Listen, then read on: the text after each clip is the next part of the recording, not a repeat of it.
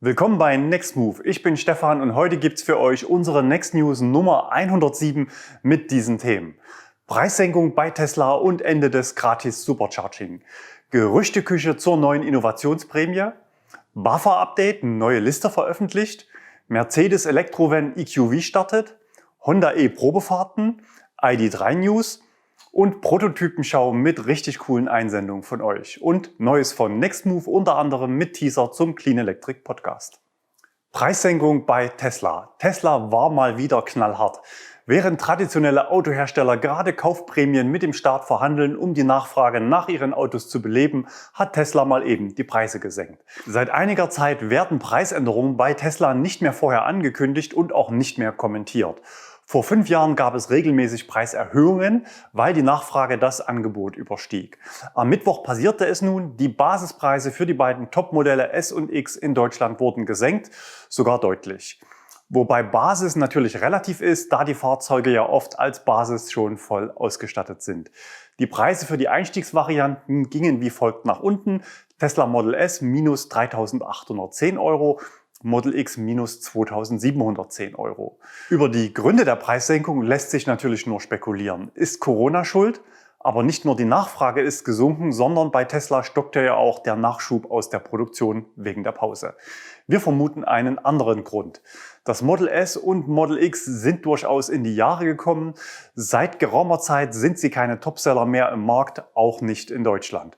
Aufs Jahr betrachtet liegt das Model S mit 305 Neuzulassungen gerade mal auf Platz 19, hinter dem Opel Ampera E zum Beispiel.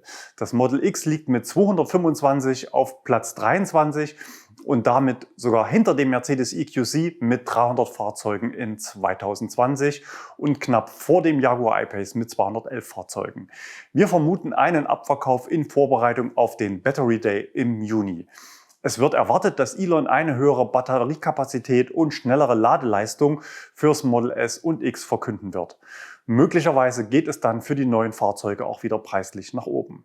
Ganz nebenbei wurde auch die kostenlose Supercharger-Nutzung für Neuwagen Model S und X jeweils für den Erstbesitzer gestrichen. Das Supercharging kostet nun ebenso wie beim Model 3 in Deutschland aktuell um die 33 Cent pro Kilowattstunde. Das hatte man vor einiger Zeit schon mal probiert, aber nur wenige Wochen durchgehalten für die Topmodelle. Wir sind gespannt, ob Tesla diesmal entschlossen ist, diesen alten Zopf des Gratis Supercharging abzuschneiden. So gesehen relativiert sich natürlich diese Preissenkung. Beim Model S sind es 3.810 Euro, das entspricht ca. 45.000 Autobahnkilometer nachgeladen am Supercharger. Jetzt kann jeder für sich ausrechnen, in wie vielen Jahren man diesen Preisvorteil einfahren kann. Bei Next Move in der Flotte gibt es übrigens aktuell noch 5 Fahrzeuge mit lebenslanger fahrzeuggebundener Flatrate fürs Supercharging, die aktuell auch zum Verkauf stehen. Den Link gibt's unten in der Textbox. Das Gratis Supercharging gilt natürlich nur im Sinne von Tesla Fair Use, also zum Beispiel nicht für Taxis. Aber auch beim Model 3 warten viele Interessenten zurzeit auf den Battery Day und Klarheit über eine Erhöhung der neuen Prämien für E-Autos. Damit sind wir direkt beim nächsten Thema. Gerüchteküche zur Innovationsprämie. Da brodelte es auch diese Woche munter weiter. Die Berliner Zeitung titelte sogar: Die Abwrackprämie kommt nun doch. Offenbar hat sich die Autoindustrie durchgesetzt. Eine neue Kaufprämie soll den Absatz nach der Krise ankurbeln. Ein Sieg beharrlicher Lobbyarbeit, den die Opposition scharf kritisiert. Als wäre es schon beschlossen. Laut Focus soll es 4.000 Euro für E-Autos zusätzlich geben, die komplett vom Staat kommen. Für Verbrenner sind 3.000 Euro im Gespräch, die 50-50 vom Hersteller und dem Staat aufgebracht werden sollen. Andere Medien berichten über eine geplante Vergabe im sogenannten Windhundprinzip, also nur solange der Vorrat reicht. Wenn das wirklich kommt und die neue Prämie, so wie aktuell der Umweltbonus, nur für zugelassene Fahrzeuge beantragt werden kann, hätte das natürlich einen krassen Run auf sofort verfügbare E-Autos zur Folge. Möglicherweise wären die dann schnell ausverkauft. Ein Schelm, wer Böses dabei denkt, denn viel größer sind ja aktuell die Halden von Fahrzeugen aus der alten Welt. Mit so einer rechtlichen Ausgestaltung hätte man das Förderziel der Lobby super umgesetzt. E-Autos als Feigenblatt und rabattierter Abverkauf der Überbestände mit Verbrennungsmotor. Verbrauch ist dabei offenbar nicht so wichtig. 140 Gramm CO2 pro Kilometer sind als Limit im Gespräch, also deutlich über dem Grenzwert von 95 Gramm, der ab 2020 gilt, um straffrei Verbrenner verkaufen zu dürfen. Man schätzt, dass in Deutschland aktuell Neuwagen für 15 Milliarden Euro auf Halde stehen. Das wären knapp 400.000 Autos. Ähnlich ist die Situation in Frankreich.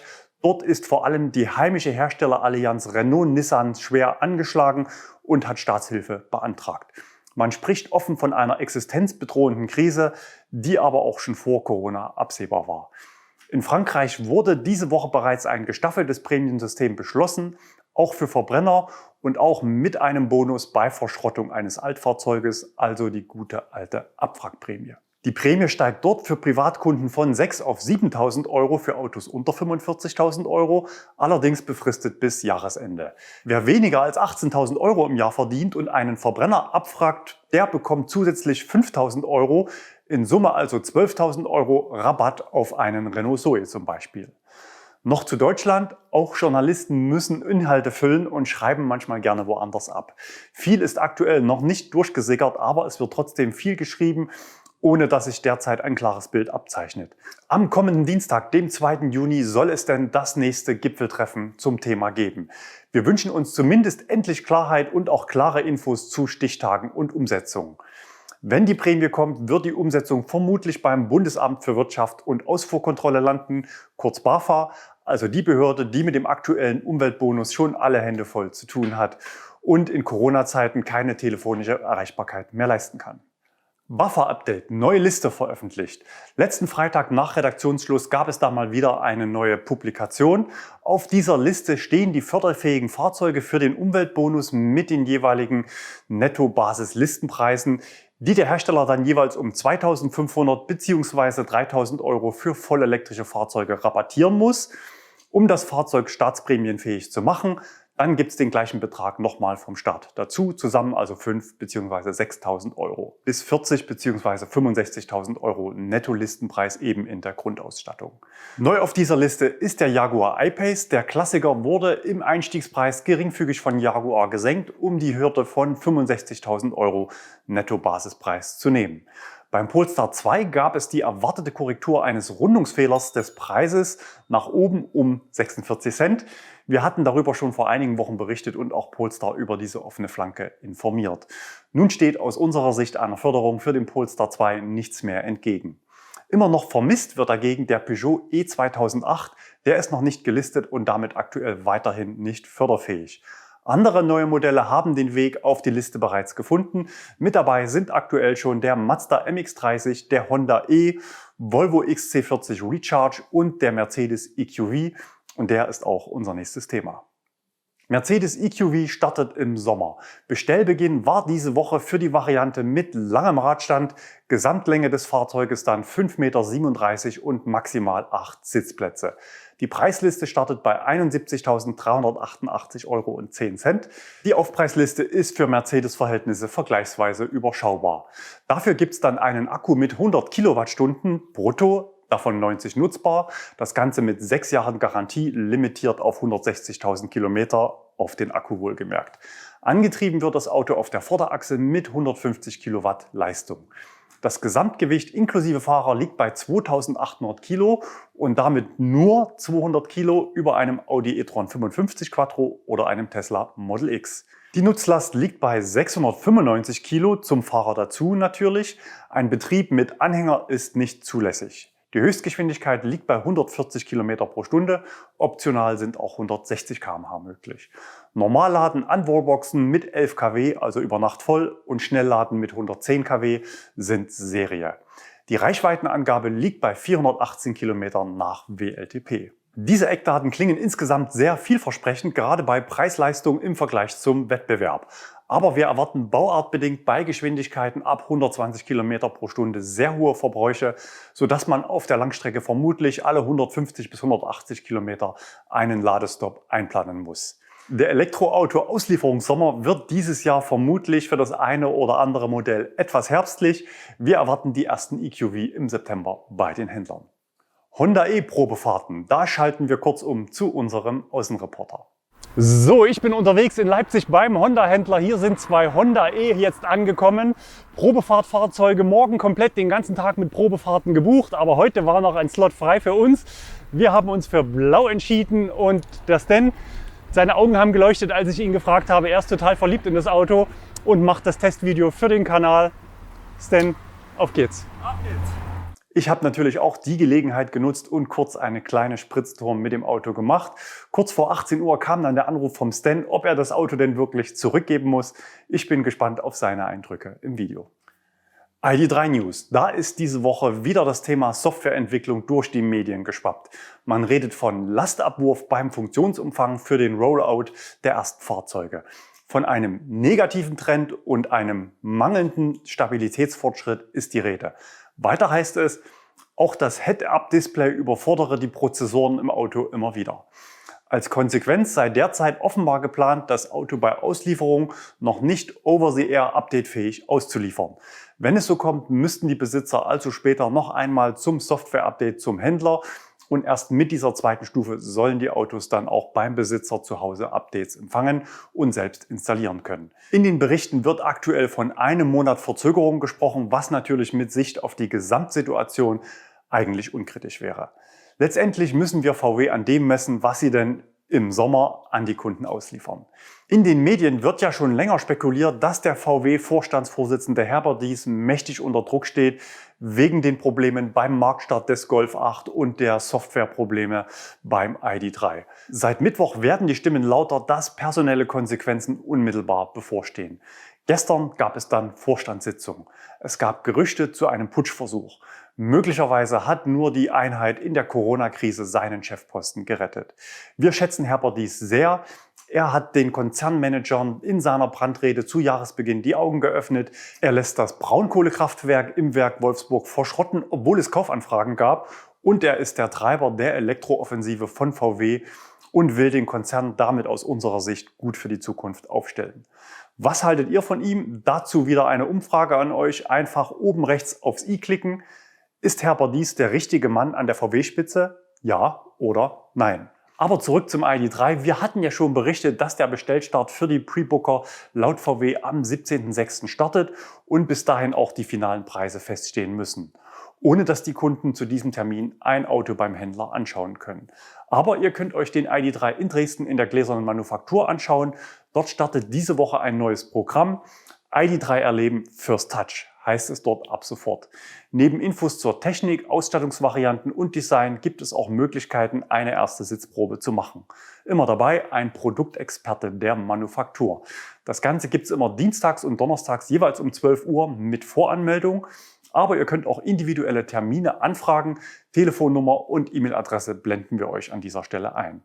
Nach der Markteinführung des ID.3 werden dann auch Probefahrten vor Ort angeboten. Wer elektrisch anreist, findet auf dem Parkplatz der Gläsernen Manufaktur auch einen kostenlosen Schnelllader.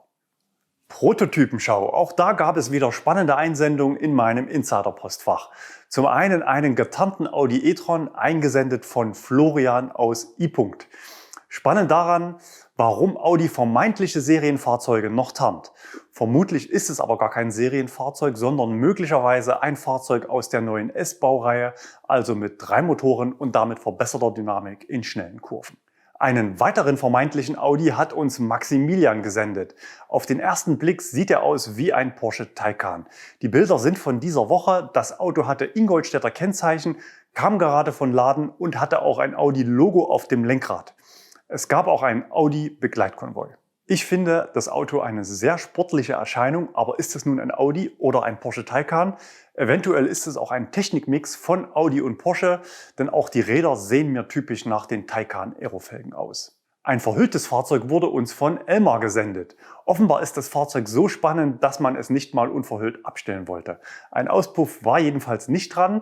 Durch einen Windstoß lüftete sich kurz die Plane und ein Kennzeichen GD war erkennbar. Das spricht für Mercedes.